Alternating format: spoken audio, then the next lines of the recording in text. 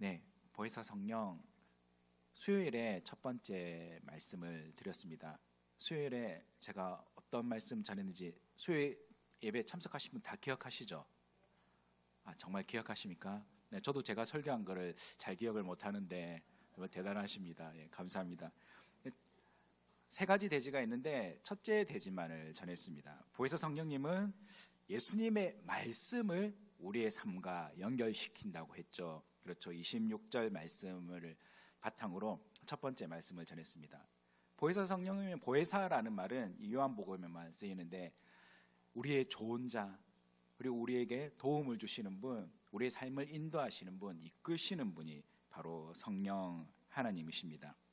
성령 하나님께서 우리 삶 가운데 어떻게 역사하시는지, 첫 번째가 보혜사 성령은 예수님의 말씀을 우리의 삶과 연결시킨다고 했습니다.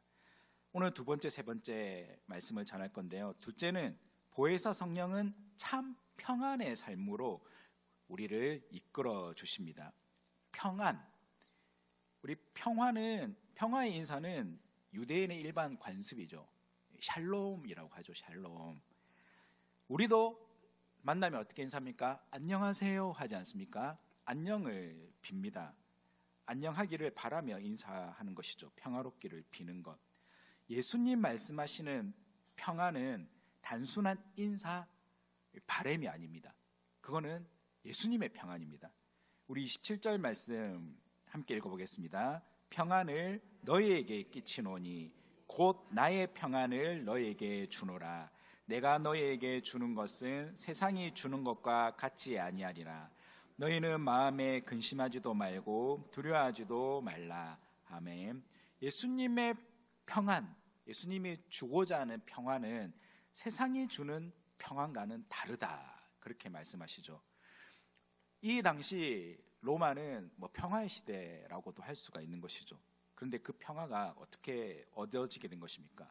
로마 제국의 첫 번째 황제인 아우구스투스는 평화의 제단을 세웠습니다.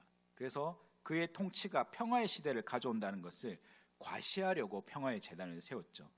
이 시기부터 로마의 평화라 불려지는 시대가 2세기까지 이어지게 되었습니다. 당시 로마 제국 안에는 로마 황제가 그의 강력한 군단, 굉장한 로마 군단을 통해서 군사력으로 여러 전쟁을 종식시키고 세상의 평화를 가져준다는 그런 신념이 유행했습니다. 그래서 로마군만 신성한 군이고 다른 나라의 사람들은 그냥 잔인한 사람들, 그렇게 표현을 하며 그 사람들을 하찮게 여겼습니다. 그러나 예수님이 주시는 평화는 로마 황제가 가져다주는 평화와 다른 것이죠. 로마 황제는 무력으로 적들을 제압하는 것이었죠. 누군가 희생이 따르게 됩니다.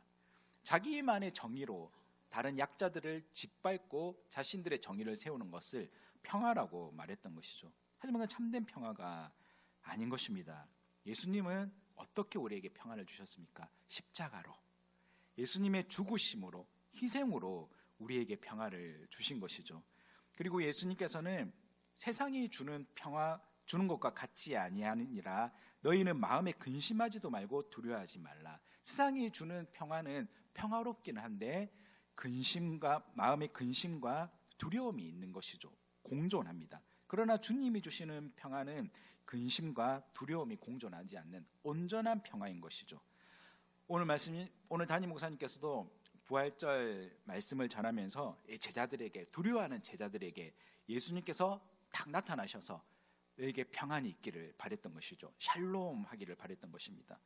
거기에는 두려움이 없습니다. 불안이 없습니다. 예수님이 주시는 평안은 온전한 평안, 두려움이 없는 평안, 근심이 없는 평안인 것이죠. 세상도 우리에게 평화를 줍니다. 그러나 조건적이고 일시적입니다.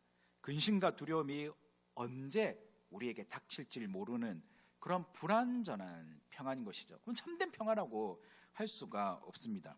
쭉 이어지는 어떠한 환경과 조건, 상황 때문에 평화가 깨어지는 것이 아닌 평화가 예수님이 우리에게 주시는 평안인 줄 믿습니다. 그래서 우리 세상적인 성공, 사람들은 그렇게 생각하죠. 세상적인 가치관, 성공, 목표, 이런 것들을 내가 얻어내면 쟁취하면 평화로울 것이다. 그렇게 생각하지만 그게 거짓이라고 예수님은 말씀을 하는 것입니다. 예수님 없는 성공보다 예수님과 함께하는 실패가 더 나은 선택일 수도 있습니다. 예수님 없이 성공하면 뭐합니까? 예수님 없이 높은 자리에 있으면 뭐합니까? 매일 불안하고 두렵고 공허합니다.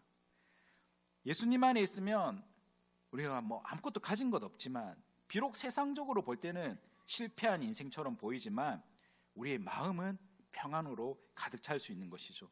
주님이 주시는 위로와 평안, 특별히 오늘 부활절, 이 부활에 대한 믿음 그리고 부활에 대한 능력을 믿는 그런 믿음이 주는 영적 고향감은 그 무엇과도 비교할 수 없고 바꿀 수 없는 축복인 줄 믿습니다. 그래서 사랑하는 성도 여러분, 우리가 가장 원하는 것이 무엇입니까? 우리 살아가면서 평화롭기를, 행복하기를 바라는 것 아니겠습니까? 겉으로는 행복해 보이고 평안해 보이나 메워지지 않는 마음의 허전함과 어쩔 수 없는 불안감으로 세상 사람들은 그렇게 살아갑니다. 세상에서 가장 높은 권력자나 세상에서 가장 많은 돈을 가진 사람들이나 다 그렇게 살아갑니다. 겉으로 볼 때는 그렇지 않지만 그 불안감이 늘 자기 자신의 삶을 괴롭히는 것이죠. 그 불안감이 가장 대표적인 바로 성경에 대표되는 사람들이 고아입니다. 고아는 버림받은 것이죠. 아무도 고아를 도와주지 않습니다. 아무도 관심 가져주지 않는 대상이 바로 고아입니다. 힘들고 어려울 때 의지할 곳 없고 마음이 받을 데가 없습니다. 그게 바로 고아인 것이죠.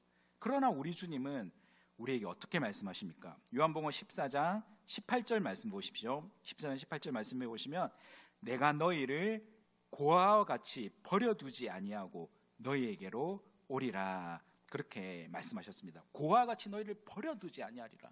너희들의 불안감, 그 염려, 근심, 걱정, 세상이 너에게 줄 것이라고 약속했던 그 거짓된 평화가 아닌 참된 평안으로 너에게 오리라고 말씀하시는 것입니다. 그 평안으로 인도하시는 분이 누구십니까? 바로 성령 하나님이십니다. 성령님께서 우리 마음 가운데 그 평안으로 역사해 주시는 것이죠. 예수님의 평안을 우리 가운데 가득 넘치게 하시는 분이 성령 하나님인 줄 믿습니다. 우리 안에 거하시며 우리 마음을 만지시고 위로하시는 분이시죠. 함께 아파하시며 말할 수 없는 탄식 가운데 함께 기도하시는 분이 성령님이십니다. 함께 하시는 성령님을 의지하며 예수님의 평안을 달라고 간절히 기도하시는 여러분 되시길 바랍니다. 우리 문제와 삶은 여전할 줄 모릅니다. 그러나 예수님의 평안이 우리 가운데 있으면 우리의 삶이 변화되기 시작하죠. 삶의 태도가 바뀝니다. 내가 예수님의 평안으로 가득 찰 때 주님께서 일하기 시작하며 우리의 자세는 달라지기 시작하는 것이죠. 우리 참된 평안의 삶으로 이끄시는 성령 하나님을 기대하며 소망하며 나아가시는 여러분 되시길 바랍니다. 그리고 세 번째는 보혜사 성령님은 승리의 삶을 소망하게 하십니다. 승리의 삶을. 본문 28절 말씀해 보시면 내가 갔다가 너희에게로 온다는 말을 너희가 들었나니 나를 사랑하였더라면 내가 아버지께로 감을 기뻐하였으리라. 아버지는 나보다 크심이라. 이 말을 지금 제자들은 이해하지 못합니다. 내가 갔다가 너에게로 온다 하는 말 너희가 들었는데 그 말씀이 깨달아지지가 않습니다. 도무지 알 수 없는 말씀입니다. 아버지께로 갔다가 다시 돌아온다. 제자들 지금 근심하고 두려워하고 있는 이유가 무엇입니까? 아버지께로 간다는 말씀은 죽음에 대한 말씀이라는 것을 제자들도 알고 있죠. 여러 번 이야기하셨기 때문에. 예수님께서 이 죽음에 대한 이야기를 하니 제자들은 불안한 것입니다. 예수님은 십자가 죽음 뒤에 성령의 능력으로 부활하시는데 이것까지는 제자들이 지금 모르기 때문에 불안하고 염려를 하고 있는 것이죠. 죽음은 패배죠. 죽음은 우리 인류가 절대로 극복하지 못할 그런 두려움입니다. 이 29절 말씀에 이런 말씀을 하신 이유가 예수님은 이제 일이 일어나기 전에 너희에게 말한 것은 일이 일어날 때 너희를 믿게 하려 함이라. 언제 믿어지게 됩니까? 지난 시간에 말씀드렸듯이 성령님께서 말씀을 가르치고 생각나게 하실 때 놀라운 구원 역사에 제자들이 깨달아지고 할렐루야 찬송하고 크게 기뻐할 수 있는 것이죠. 삼위 하나님의 놀라운 구원 역사, 하나님 아버지 계획하시고 아들은 순종하시고 성령님께서는 적용하시고 완성하시는 것입니다. 그리고 30절 말씀에 예수님 이런 말씀을 하셨는데 우리 30절 말씀 함께 읽어보겠습니다. 이후에는 내가 너희와 말을 많이 하지 아니하리니 이 세상의 임금이 오겠음이라. 그러나 그는 내게 관계할 것이 없으니. 이 말씀도 제자들은 이해하기 어려운 말씀이죠. 저와 여러분들도 이 말씀을 언뜻 들으면 이 무슨 말씀이지? 그렇게 생각할 수도 있습니다. 예수님께서 내가 너희와 말을 많이 하지 아니하리니, 왜 예수님께서 이제 말을 많이 하지 않는다고 하셨을까? 모든 것은 이미 다 가르쳐 주셨습니다. 이제 실제적인 사건으로 다가오는 것이죠. 예수님 체포당하시고 십자가 못 박혀 죽으시고 부활하시는 그런 사건들이 실제적으로 이제 다가옵니다. 그리고 이 세상의 임금이 오겠습니다. 이 세상의 임금은 공중권세 잡은 사탄, 원수 사탄 마귀를 뜻합니다. 겉으로 보기에는 이 사단의 계획이 성공을 거둔 것처럼 보이죠. 예수님의 죽음만을 바라보면. 가룟 유다 예수님 팔아넘기고, 그리고 공의회와 로마 총독 빌라도의 합작품으로 예수를 십자가에 처형해 승리했다라고 사탄은 그렇게 생각할 것입니다. 빌라도도 어떻게 했습니까? 자기가 내가 너를 살릴 권세도 있고 죽일 권세도 있어, 나에게 말해, 너 죄 없다라고 말해봐. 그렇게 하면서 자신의 권세를 한껏 예수님 앞에 자랑했습니다. 그 앞에서 예수님 어떻게 하셨죠? 그 앞에 결코 비굴하지 않으셨습니다. 당당하셨죠. 당당함을 넘어 평안하셨습니다. 왜 그렇습니까? 예수님은 하나님의 아들이시기에 슈퍼히어로처럼 고통을 못 느끼시기 때문에 그렇습니까? 아니죠. 그렇지 않습니다. 정사 예배 때 목사님의 말씀처럼 상상할 수 없는 고통을 당하셨습니다. 무엇보다 우리의 죄로 인한 죽음의 저주로 하나님의 진노를 예수님은 당하셨습니다. 그러나 예수님께서 여기서 말하는 그는 내게 관계할 것이 없으니 라는 말씀의 의미는 무엇이냐면, 예수님께서 십자가에 못 박혀 죽으시는 것, 이렇게 죽음은, 예수님의 죽음은 예수님 목숨을 빼앗기는 것이 아니라는 것이죠. 예수님은 스스로 목숨을 버리신 것입니다. 우리를 구원하시기 위해. 세상 권세, 사탄의 계획은 예수님의 죽음에 아무런 힘을 발휘 못한다는 것이죠. 십자가를 통한 죄 용서와 죽음의 권세를 깨뜨리고 부활하심에 대해서 사탄은 거기에 대해서 어떠한 힘도 쓰지 못하고 아무것도 관련을 할 수가 없습니다. 무엇보다 예수님은 아버지 하나님을 사랑하며 아버지를 신뢰하기에 십자가 고통과 저주를 죽기까지 견딜 수 있었던 것입니다. 예수님께서 십자가상에서 다 이루었다 말씀하셨고, 마지막에 예수께서 큰 소리로 불러 이르시되 아버지, 내 영혼을 아버지 손에 부탁하나이다 하고 숨을 거두셨습니다.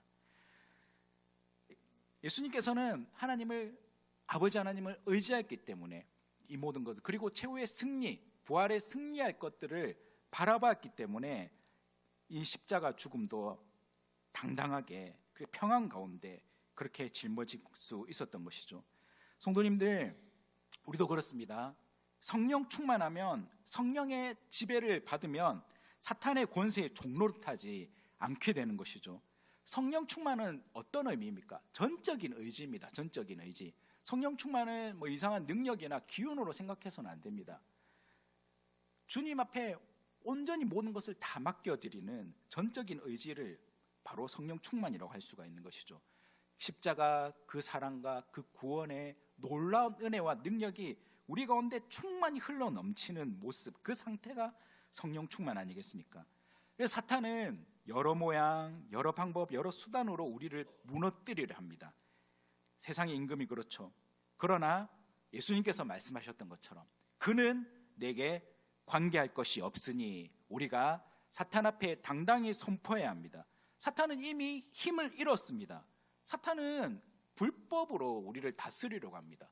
속이려고 하는 것이죠. 우리가 가장 잘 속는 것이 무엇입니까? 죄에 대해서 그렇습니다. 사탄이 죄 가운데 왕노릇하는 것은 맞습니다. 그러나 하나님의 자녀인 우리에게까지 그렇게 하지 못합니다. 우리를 속이는 것이죠. 올가매려고 합니다. 속여서. 사랑하는 성도 여러분, 우리는 이미 예수 그리스도 십자가 구원과 부활의 능력으로 죄에서 해방되었음을 믿습니다. 그것을 굳게 믿어야 됩니다. 죄에서 해방되었지만 이 세상에 살면서 연약함 때문에 죄 지을 수는 있습니다. 어리석은 선택을 할 경우도 있습니다. 그렇다고 우리가 사탄의 지배 아래 꼼짝없이 살아가는 것은 아닙니다.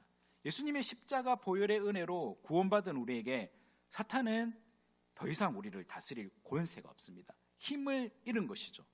로마서 8장 1절 말씀에 그러므로 이제 그리스도 예수 안에 있는 자에게는 결코 정죄함이 없나니. 로마서 8장 34절에 누가 정죄하리요? 죽으실 뿐 아니라 다시 살아나신 이는 그리스도 예수시니 그는 하나님 우편에 계신 자요 우리를 위하여 강구하시는 자신이라 분명하게 말씀하셨습니다. 그래서 우리가 죄 지었다고 사탄에게 주도권을 빼앗겨서는 안 됩니다. 죄의 문제 또한 예수님 안에서 다루어야 하는 것이죠. 예수님 안에서 아파하고 참된 회개로 나아가야 하는 것입니다. 그럴 때 우리 가운데 말할 수 없는 탄식 가운데 성령님께서 우리 마음 가운데 역사하여 주시고 사제의 은총 가운데로 온전히 인도해 주실 줄 믿습니다. 그리고 우리가 가장 또 잘 속는 게 무엇입니까? 이 두려움에 대해 있습니다. 염려, 불안, 걱정. 어떻게 될까? 내 노후는 어떻게 될까? 뭐 그런 걱정들, 뭐 자녀, 부부의 갈등들 여러 두려움이 있지 않습니까? 가정에 대해서 예기치 못한 여러 가지 어려움이 생길 수도 있습니다. 뭐 직장 생활에서도 그렇고요, 관계적인 문제도 그렇고, 뭐 투자를 잘못해서 경제적인 어려움, 그런 고통과 어려움 많이 있을 수도 있습니다. 하지만 그렇다고 해서 그게 기정사실이라고 해서 이 패배만을 생각하고 두려움에 파묻히면 사탄의 계획대로 되는 것입니다. 그러나 여러분들, 우리 삶의 주인은 우리가 아니라 우리 하나님이신 줄 믿습니다. 가정의 주인은 하나님이시며 가정의 경제와 관계의 주인도 하나님이심을 우리가 믿고 기도하며 선포해야 되는 것입니다. 건강과 고통스러운 질병에 관해서, 자녀들에 관해서 내가 도저히 어떻게 할 수 없는 문제, 한계 속에 원망과 두려움 그리고 절망만을 가지고 산다면 패배할 수밖에 없는 것이죠. 거기에 대해 그렇게 우리를 넘어뜨리려고 하는 그 사탄에 대해서 선포해야 됩니다. 너는 내게 관계할 것이 더 이상 없다. 주님께서 우리의 삶과 환경을 열어주실 것입니다. 그래서 두려움 가운데 파묻혀 있으면, 사탄에게 속고만 있으면 아무것도 되지 않는 것이죠. 주님은 지금 당장의 십자가 죽음이 아니라 부활의 소망으로 예수 그리스도를 부활로 인도하여 주셨습니다. 마찬가지입니다. 예수님은 그것을 아셨습니다. 아셨기에 십자가 죽음 앞에 당당히 십자가를 지신 것이죠. 그 고통이 매우 크지만 우리 삶도 그렇습니다. 지금의 고통이 너무나도 크다고 해서 그게 끝이 아닌 것이죠. 비록 그리 아니하실지라도, 우리가 죽음에 처하실지라도 저와 여러분들은 부활의 소망으로 당당하게 승리하는 인생인 줄 믿습니다. 그래서 우리가 예수 그리스도의 우리의 승리로 이끄시는 그 성령님께서는 우리에게 날마다 예수 그리스도의 승리가, 예수님의 부활이 우리의 부활이요 승리의 삶을 이끌어 주시는 것이죠. 말씀을 이제 마무리하도록 하겠습니다. 지난 시간에 26절 말씀을 가지고 성령님께서는 우리에게 말씀으로 이끄신다는데 26절 말씀 우리 한 번 더 다시 한번 읽어보겠습니다. 보혜사 곧 아버지께서 내 이름으로 보내실 성령, 그가 너에게 모든 것을 가르치고 내가 너에게 말한 모든 것을 생각나게 하리라. 아멘. 말씀을 우리 삶에 적용하시는 것에 더해서 예수님께서, 이 성령님께서는 모든 것을 생각나게 하시고 모든 것을 인도하십니다. 이 말씀은 우리의 실제적인 삶과 밀접한 관련이 있다는 것입니다. 이 모든 것은 우리 삶의 모든 영역입니다. 삶의 모든 영역에 성령의 인도를 따라 살아야 된다는 것이죠. 단순히 교회에서 예배드리고 찬송하고 기도하고 봉사하는 것에만 성령의 가르침이 필요한 것이 아닙니다. 아침에 눈을 뜨고 밤에 마지막 눈을 감는 그 모든 순간에 성령의 세밀한 가르침이 필요합니다. 성도님들, 우리 스스로 완벽하게 우리의 삶을 통제할 수 있으면 얼마나 좋겠습니까? 그러나 내 스스로 통제하고 그렇게 살아갈 수 있는 것들이 거의 없더라고요. 내 감정조차 어떻게 할 수가 없는 것을 보게 됩니다. 하루의 기분, 마음가짐, 일상적인 직장에서의 일과 태도 하나하나 성령의 가르침을 소망하며 기도하며 살아가시길 바랍니다. 그런 마음으로 성령님 소망하며 살아갈 때 실제적으로 성령의 충만함은 실제적입니다. 여러분들, 어떤 관념이나 생각이 아닙니다. 성령님은 살아계신 하나님이십니다. 그 하나님께서 실제적으로 역사하십니다. 성도님들, 제가 긍정적인 사람일까요? 부정적인 사람일까요? 굉장히 부정적인 사람입니다. 밝은 사람일까요? 어두운 사람일까요?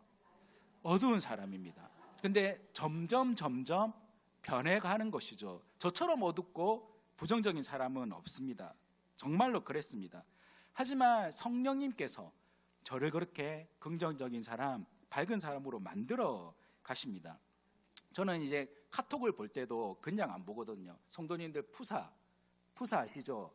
뭐 바꿨는지 관심을 가집니다. 왜냐하면 거기에 성도님들의 지금 삶에 대한 관심과 뭐 일상들이 나오니까 그거 보면서 코멘트를 달기도 합니다. 한 집사님과 대화하면서 아주 풍경이 아름다운 사진을 딱 올려놓으셨더라고요. 집사님, 이거 집사님이 직접 찍으신 거예요? 물어보니까 집사님께서 네, 미국 서부에 있는 어떤 국립공원에서 찍은 겁니다. 그래서 집사님 사진으로 닮을 수 없을 정도로 너무 아름다운 것 같습니다. 한 번 더 가보고 싶겠습니다. 그러니까 집사님께서 그렇죠 라고 하면서 미국에 가려면 미국에 꼭 가고 싶은데 그런 환경이나 여건이 안 됩니다 그러시더라고요.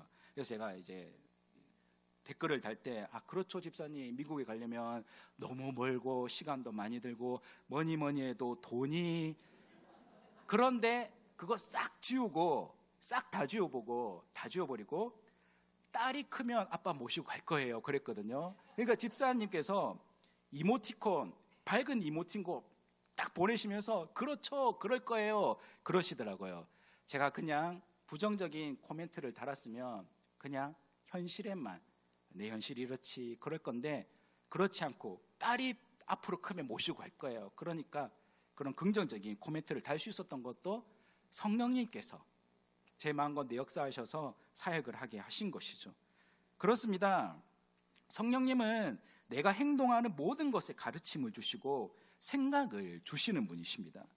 성령님께서 내가 생각하고 계획하는 것에 가르침을 주시고 말씀으로 인도하여 주시는 분이십니다. 그래서 우리 성도님들도 늘 언제나 내 감정과 내 생각, 나의 그런 사고와 그것보다 더 뛰어나게 모든 사람들을 위로로 이끌고 승리로 이끄시는 성령님께 우리의 마음을 두고 실제로 역사하시는 성령님께 우리의 소망을 두어야 되는 것이죠. 한 주간도 부활의 능력과 소망을 주시는 성령님의 충만하심과 인도하심으로 승리의 삶을 살아가시는 여수신민교회 성도 되기를 주님의 이름으로 축복합니다.